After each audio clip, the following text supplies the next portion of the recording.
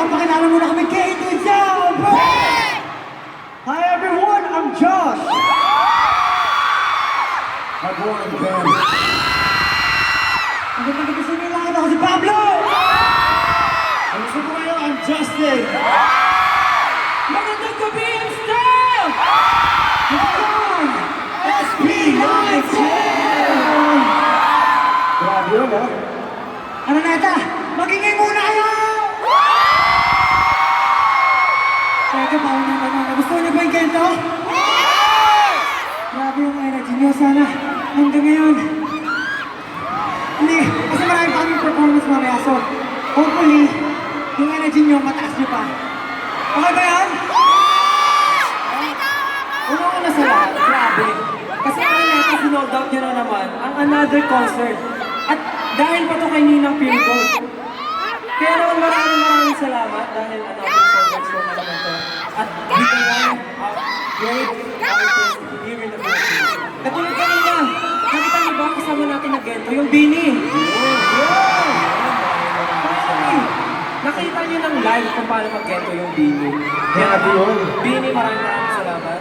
And sana na-enjoy niyo po yung performance natin tonight, everyone. Wala, gusto ko kasi tanongin. Natuwa ba kayo doon, Blooms?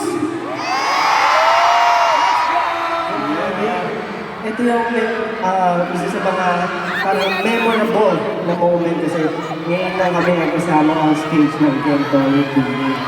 Ayun, sana i-reserve nyo ba yung energy nyo kasi for the rest of the night, mag-enjoy tayo at magpa-party. I love you guys! Sana nga next time sumama kami na ako, di ba? Yes! Next time, tayo naman yung sumama sa Bini. Ayun nga, kanina nakita kita eh. Bago ang lahat, gusto ko muna tanongin si Justin. Kamusta ang experience ng Salamit? Alam nyo, super overwhelmed ako. Alam mo, Sa totoo lang po, matagal niya na gusto talaga. Gusto matagal na gusto ko yung siya. Go! Isa ko lang siya. Yun ang isa lang.